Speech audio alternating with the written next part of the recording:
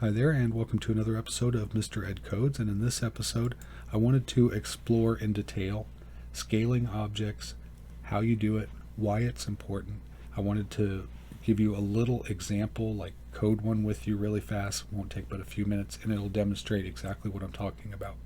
And I also wanted to show you a bunch of other smaller projects that use that technique and how I made the smaller projects with a larger project in mind, so that I could take the smaller ones and just plug it into the larger project, and everything kind of fits and works with the least amount of fixing or adjusting. So this is a larger project here, and there is a lot going on here. There are many different objects that I worked on in a separate sketch. So the trees, I made a tree in a separate sketch, just the tree, nothing else, and played around with it until I got it to look like what I wanted it to look like. And then with the larger project in mind, I created mini trees in like a tree line, so that I have a tree line object, and then I could port that into the larger project. I did that with the stars, I did that with the moon, the headstones, the creepy little blinking eyes here. There's a skeleton hand that you'll see rise up out of the screen every 30 seconds. And the fog, layers of fog. So lots of different objects here, lots of mini programs that went into this larger project. So let's look at the first of the mini programs that I created. This is fog. I wanted to create some kind of atmosphere. I originally started working with like a liquid, so water, and adjusting the parameters for the water, I made something that looked more like gas, like an atmosphere. I was like, well, that looks like a dense fog. Let's play around with that. So I created this fog, and then I made a rectangle, put it behind the fog so that I could see the density. And after I did that, I was like, well, that looks like a creepy, like a tombstone or a monolith or something. So then I got to thinking, let's try out this fog, this atmosphere, and let's try out scaling objects and making random objects with a motion graphic. That's a Halloween scene. So that's where the idea for the larger project came from. But I knew in the process that I'd be doing lots of mini projects that would help me test out some things that I wanted to try and do.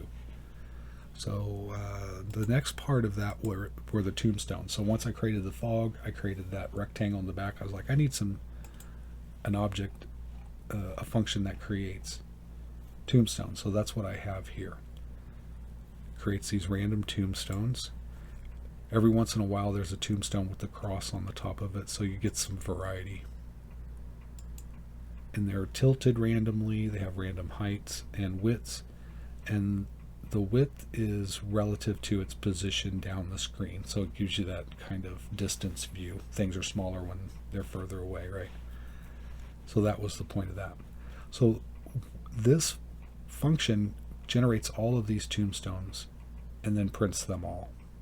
So if I wanted a skeleton hand to pop out in front of one of these tombstones, I have to keep track of where the tombstone is and which tombstones could possibly be on top of it. Now that could be a simple matter, just checking out where this Y position is, and if there's any tombstones that have a greater Y position, then they have to be in front because they're lower down on the screen, and perspective is lower down is closer to. So I could do that, or I could just make the hand jump up in front of all of the tombstones close to the viewer by coming up out of the bottom of the screen. So that's what I decided to do. Instead of trying to make a skeleton hand fit in this scene without it looking like it's floating in midair or popping up in front of. So see this tombstone in back? If I wanted the skeleton hand to start at the base of it and rise up and then drop back down, this tombstone right here is in the way. But my hand is going to be printed on top of all of those because I'm not sure which one is where it is in the layers because they're not really layered.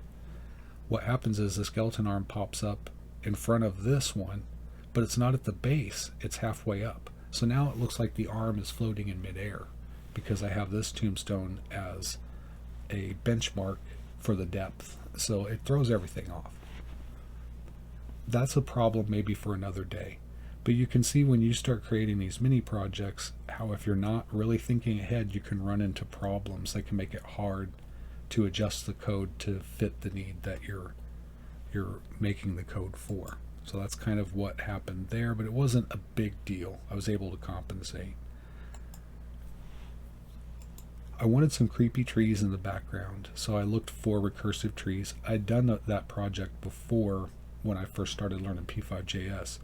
I found an example and followed along and understood about half of it. And then now later on, I understand it completely. I was like, oh, okay, that makes so much more sense now that I understand things better.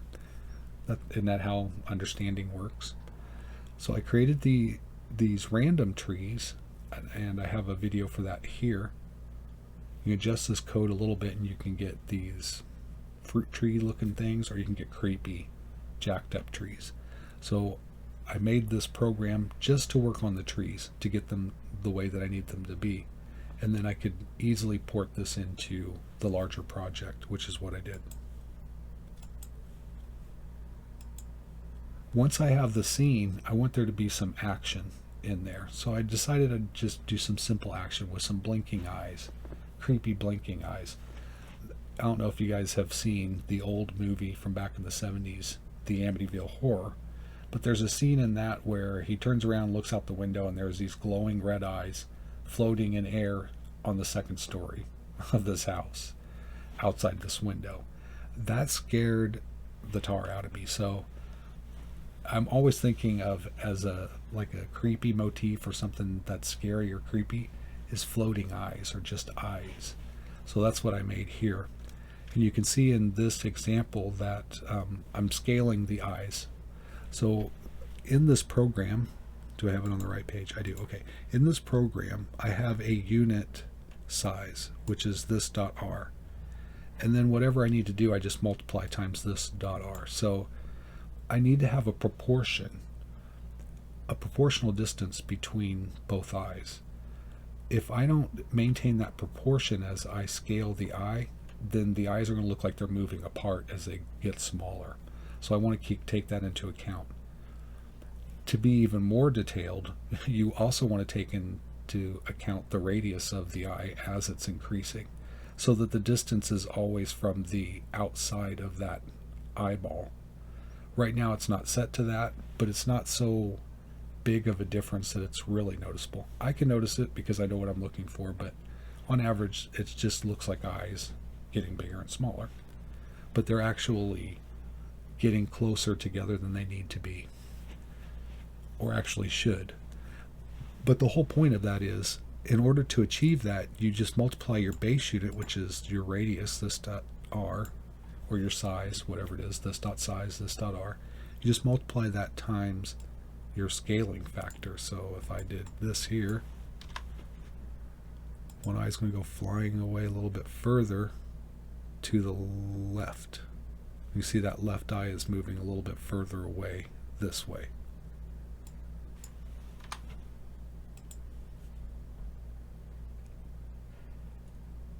So this is probably one of the easiest to see examples of scaling, because most of that scaling is done to the radius of the eye and the locations. And there's just two objects. But when I make the bone hand, and I don't think I have that here. Let me load that up here real fast. Okay, so here I have the last part of this example here is the skeleton hand.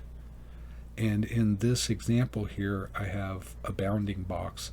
I can take that line away and increase the opacity, and it looks like the hand is just coming up out of nowhere. And let's do that actually. So right here I have the rectangle's opacity is really low, or the alpha is low. I'm going to increase that to as high as it could be, and then I'll make this stroke 0 so you can't see it. And now all you're going to see is just a hand rising up and going back down. That's pretty cool, huh? So if I had a headstone behind there, there's the illusion.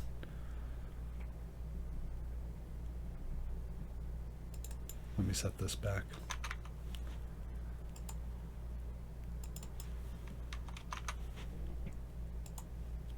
so we can see a few things.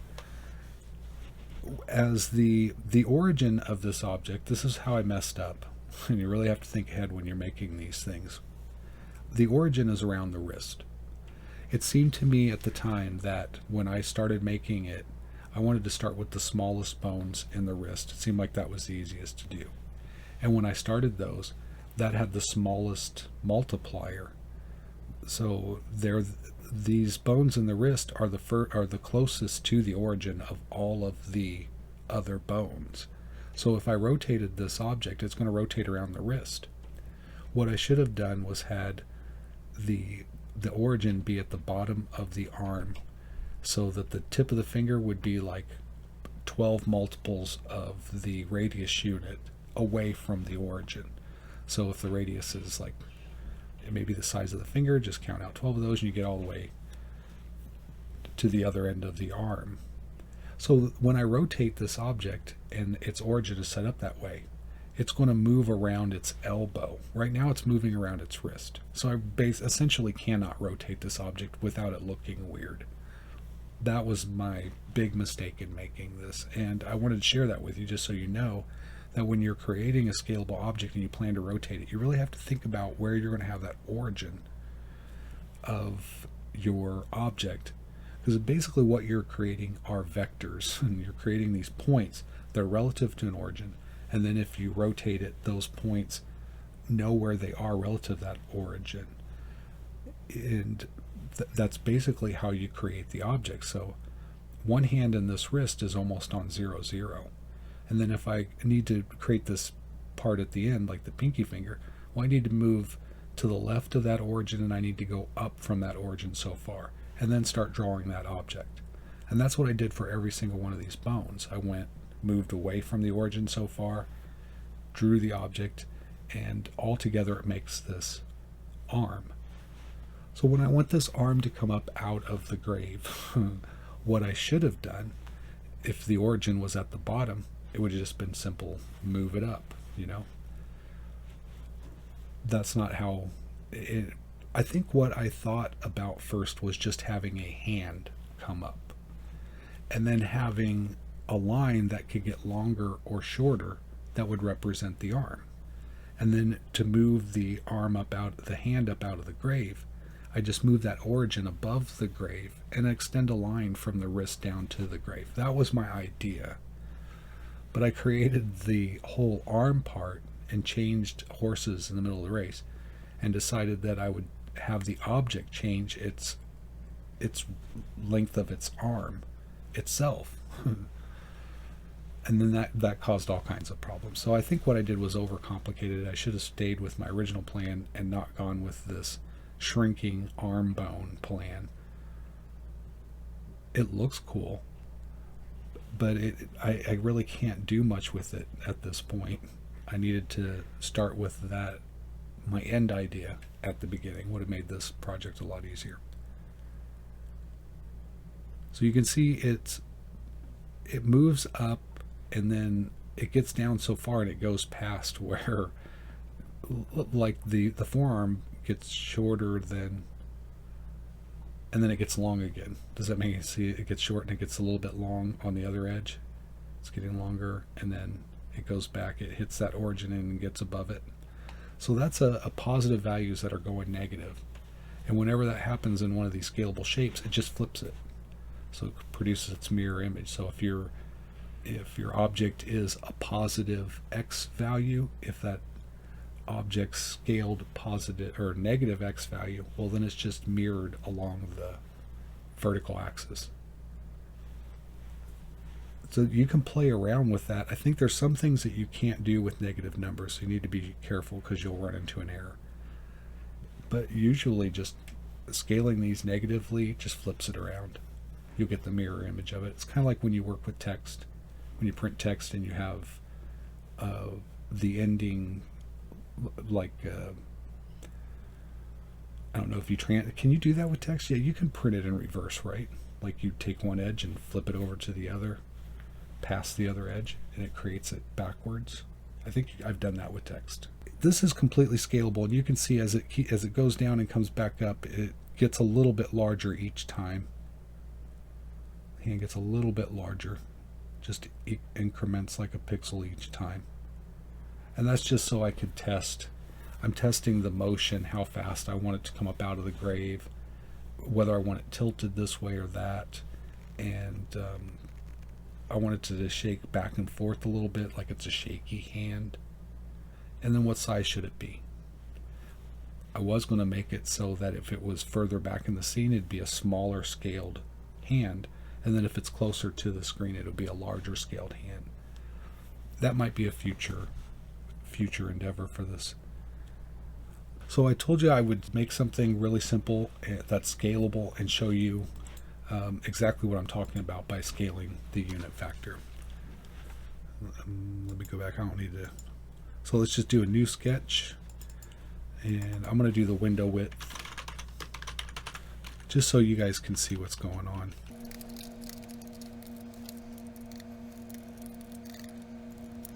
Let's create an object called ship, or we're going to create a variable called ship,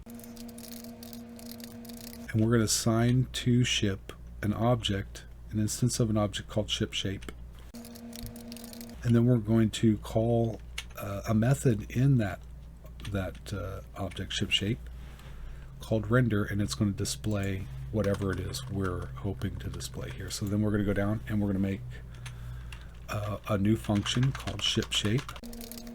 We have some starting variables. This is our base unit, and I'm going to call it base unit just to make life easier. So we have we're going to set this object to the center of the screen. Its base unit is going to be 25, and it's going to be a very simple object. We're just going to create a line. We're just going to make a line, and it's going to be so many base units long, and it's going to have a thickness that's relative to the base unit. Our stroke weight is going to be 5% of, I'm going to make it 50% of our base unit. That's what our stroke weight is going to be. So if our base unit is 1, our stroke weight is going to be 0.5. If our base unit is 2, our stroke weight is going to be 2 times that, so 1.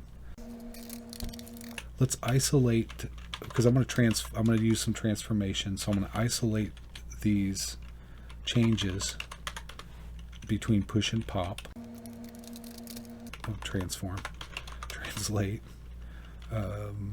this dot x, this dot y. So we're setting the origin to the position of this object, and then we'll just draw from the origin. We may want to rotate it here in a minute. So we're going to draw a vertical line. So we're going to set the x position of that line to 0, which is going to equal this dot x, because that's where our origin has been translated to. And 0 is a part of our origin.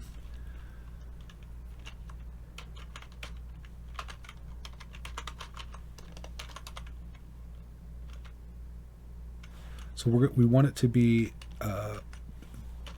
3 base units above the origin and 3 base units below the origin. Really?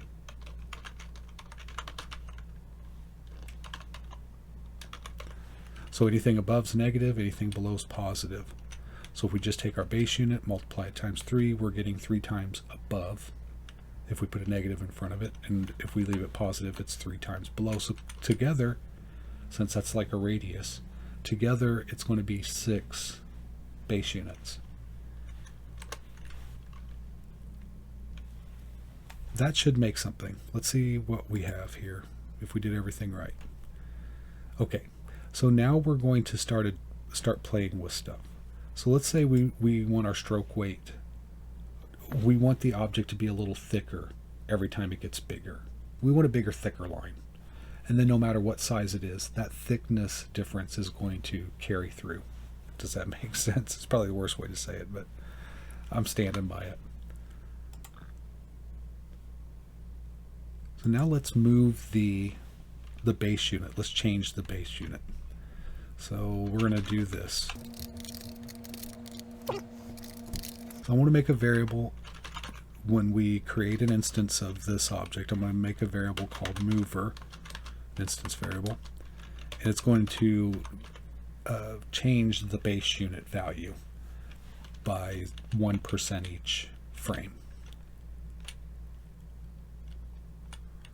And then if that base unit gets below a certain threshold or above a certain threshold, we're going to switch directions.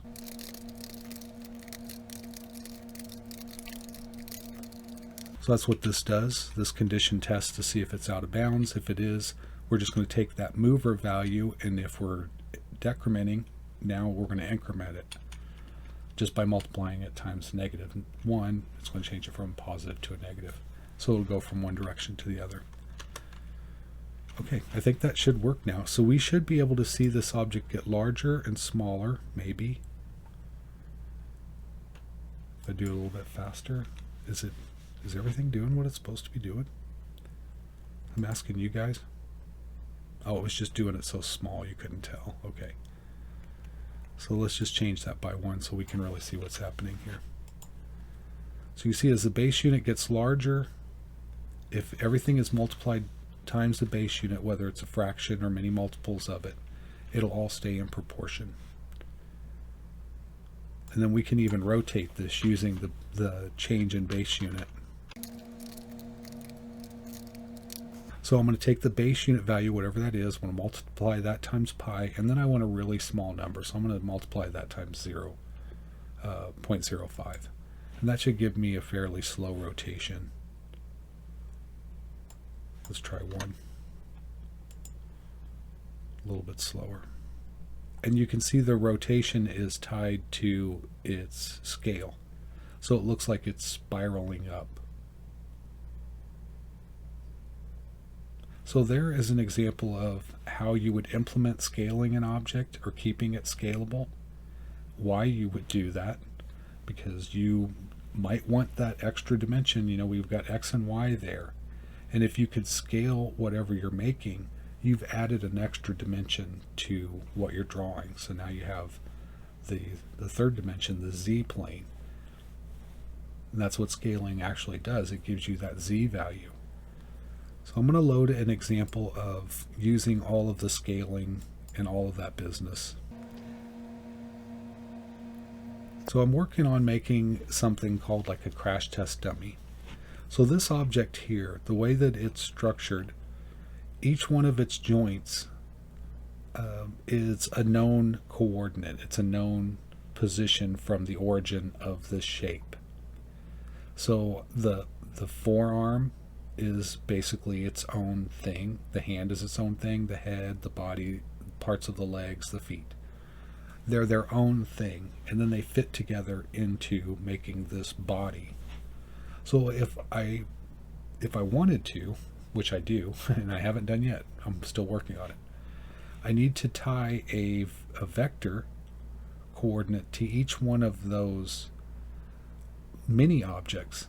And then what I could do is press a trigger and this object explodes, and the arm goes flying off one way, the head goes flying off another, the hand goes flying off another. It just flies apart like a crash test dummy is the idea. So in order to do that, you have to have everything scaled together. So that's why scaling is really important. And also what I was talking about earlier, this object is moving by Perlin noise on the X plane, the X coordinates, the Y, and the Z. So it's, since I can scale this object now, I can move it. I can make it smaller, it gets further away from the viewer, or I can make it bigger, it gets closer to the viewer. And I can also rotate it around. And I can shake these variables, so wherever these points are, I can add or subtract like an X or a Y or both, and it'll make it look like the wind is passing by really forcefully, and it's kind of shaking the character, so you could actually see the wind a little bit, or the character reacting to that. Just adds an extra effect. So this could be like a paradiver, a paratrooper, a skydiver. I think they're called skydivers, not paradivers. Is that what I called them? Anyway, that's what that could be. So you can see scaling here adds an extra dimension. You can see this object's getting closer and further away, and I can create many of these instances on the screen. In fact, let's do that. I think I just have a population of 1 here. Let's have population is six, and see what that looks like. So when you have multiple objects and you have a Z layer, a depth plane, if you will, it's important to keep track of which object is being printed in which order. So the thing that you can do is reorder this array so that the smaller objects are printed first and the larger scaled objects are printed last. That would be a little bit of a challenge. You could do it, but that's actually what you would have to do in order for this scene to make sense, because right now there's smaller characters that are being printed on larger ones. And that, if you're taking into account perspective, then those characters stop looking like they're further away and they start looking like they're just shorter people. So you want to get away from that, because it dispels this whatever illusion you're trying to create here. As soon as they start overlapping in the wrong order, it just all goes away. So when you're working in the Z-plane and you're working with scales, it can be important to keep track of who is what size in order so that you can sort those from size and then print them in the order that they need to be printed, so that larger objects are closer, or objects that are closer to the screen are printed on top of other elements that are further away or smaller. So I guess that's all the tips and minutia about scaling objects, how you do it, why you do it. I give you the little example. I showed you all the little mini projects that involve it that got put into one larger project. And I hope this has inspired you, that it gets the juices flowing for wanting to code and wanting to program, wanting to solve these problems. They're fun puzzles to try to figure out, and they do some really awesome things. I hope you've enjoyed this episode, and if you have, do all of the stuff that shows your appreciation. Leave a comment. If you have a question, let me know, and I'll try to get back to you about that. And as always, until next time, take care.